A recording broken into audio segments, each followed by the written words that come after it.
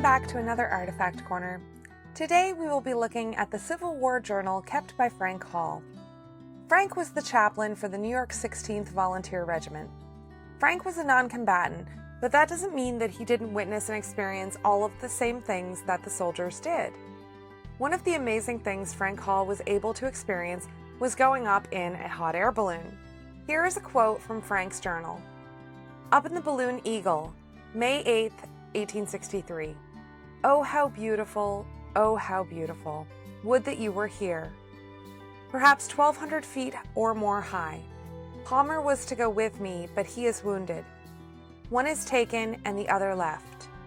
It is 7:15 at evening. So, what were hot air balloons being used for in the Civil War? Let's learn a bit more about the history of hot air balloons in the Civil War. According to the National Park Service, the first recorded use of balloons by military forces came in 1794 when the French Committee of Public Safety created the Corps d'Aérostiers. These balloons were sporadically used for reconnaissance during the French Revolutionary Wars, seeing action during the battles of Charleroi and Fleurus. Nearly 70 years later, during the American Civil War, balloons were still being used for similar military purposes. Civil War balloons like the Intrepid and Union, which were used by the Union Army, and the Gazelle, which was used by the Confederate Army, were used for reconnaissance or directing artillery fire on enemy positions.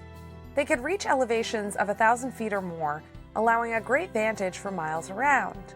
The largest balloons, Union and Intrepid, had a capacity of 32,000 cubic feet of lifting gas and could carry 5 people aloft. Constitution in the United States had 25,000 cubic foot envelopes and could carry up to 3 people. Washington had a 20,000 cubic foot bag and could carry 2 people aloft. With a capacity of 15,000 cubic feet each, Eagle and Excelsior were one-man crafts. According to the American Battlefield Trust, balloons were used in the Eastern Theater, to some extent on the Western rivers and along the southern coast. Union balloons were employed around Washington, D.C. and Manassas in 1861, used extensively during the 1862 Peninsula Campaign, and employed during the Fredericksburg and Chancellorsville campaigns. In the Western Theater, balloons were used to support the campaign against Island No. 10 in the Mississippi River. Confederate balloons were employed around Richmond during the 7 Days Campaign. So, how dangerous was it to go up in these balloons? Were any actually shot down during service? No. There are recorded attempts by Confederate artillerists to destroy balloons on or near the ground, but all of those attempts failed.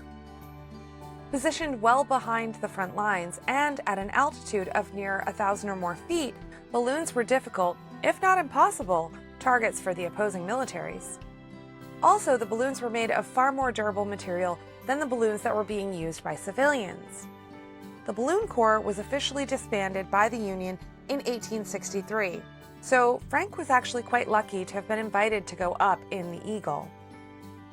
Frank Hall's journals are an incredible insight into the daily life of a Union soldier. If you would like to read more about Frank's time in the Civil War, we have transcribed copies at the Kent Lord House Museum.